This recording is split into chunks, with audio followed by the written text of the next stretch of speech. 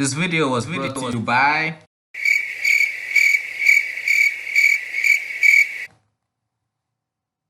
damn it.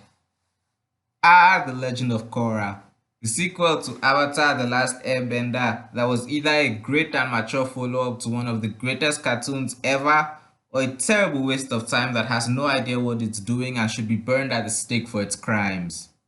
But even among a show as argued over as this, there are still some things that most people can agree weren't exactly done the best, which is why I can make a video like this. If there was one element of The Legend of Korra's first season that most people seem to dislike, it was the romance. But pro bending comes a very close second, and honestly, I can see why. It's a generally boring application of bending in a sport that basically reduces the diverse fighting styles that make up bending to simple punching and kicking like boxing. It also doesn't really affect much. Some aligned is that it isn't really relevant after the first season. It's barely relevant halfway through the first season. But after watching a video of Fire Lord Zuko recounting that time he sent an assassin to kill the Avatar, didn't work. I found myself wondering how to strengthen pro bending's place within the narrative. Not necessarily to give it a bigger role, as much as to more justify the role it already had. And so, I present my thoughts to the court of YouTube for judgment. May the like and dislike bar show your ruling. But if you do leave a dislike, please tell me why. As it stands, pro bending has three narrative goals that it sets out to accomplish. It's the thing that brings the team together. It helps Korra in her airbending training, specifically in the footwork version of it, in that one episode, and it gets attacked by the Equalists. After describing my changes, I'm going to go over these goals to see how the changes affect it. Now, as for how I changed pro bending as a sport, it's simple but complicated, at least for the people who would actually have to do the pro bending now. I'd have the benders in pro bending matches use different bending styles from their own. This actually occurred to me when I remember that Bolin offered to show Korra his bending even though at the time he thought she was just a waterbender. The idea is that while any group of benders could use their native styles to beat each other up with their native elements, the idea of pro bending as a sport is watching benders use different styles in combat.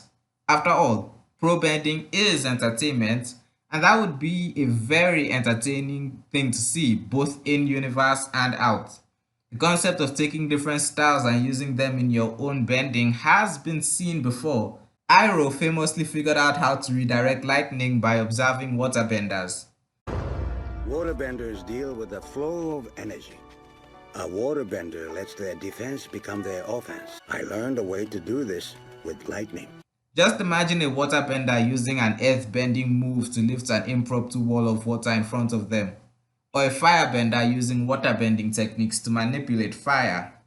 There is also the potential issue of how these bending styles would affect combat, but I will address that later. As for Korra, as a girl who's learned the martial arts already, she'd immediately be enamored by this sport. What about the three narrative goals I mentioned earlier? Well, it still brings the team together, so that checks off the first box. Nothing I've changed would really keep Korra from sneaking off to go watch a match. In fact, she'd absolutely want to see other people who've trained in a fashion similar to her.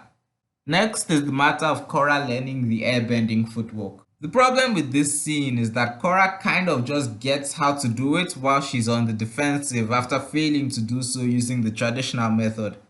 I get that it's meant to show how Korra has a different learning style from most airbenders, but it kind of comes off like all Korra needed was for a bunch of people to gang up on her and try to knock her down. With this new version of pro bending, the conflict with Tenzin changes in two ways. For one thing, now Korra's problem in getting used to the footwork would be a rigidity in the fighting style she already knows. This is kind of seen in the fact that she was already bending 3 of the 4 elements before most people even knew she was the Avatar.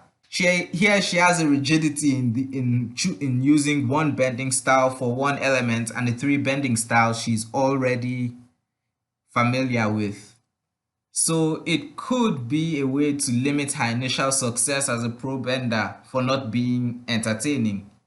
She uses only the waterbending style to waterbend and it makes her performance less than interesting.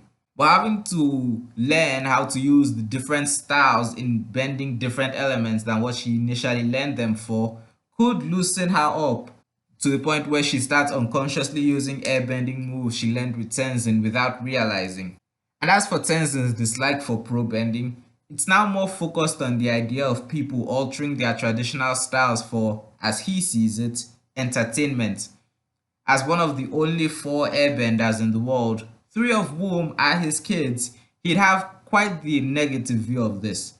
However, when he sees Korra using airbending techniques to manipulate other elements, he begins to appreciate pro bending and sees it less like changing your traditions for the entertainment of the masses and more as a way of sharing and bringing cultures together, as well as a way to learn to appreciate the traditions of others.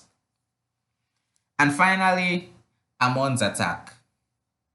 In the show, it's stated that he attacked the arena because it's a place where benders and non-benders can come together and watch benders beat each other up. This is the given relevance of pro bending in the city. It's kind of played off as a joke, but whatever. The problem is that, well, the show's bending is just sport. It realistically be about as impactful as someone burning down a football stadium in America as well as using it to announce your manifesto. It'd be pretty bad, but not as bad as the equal taking over seems to be portrayed.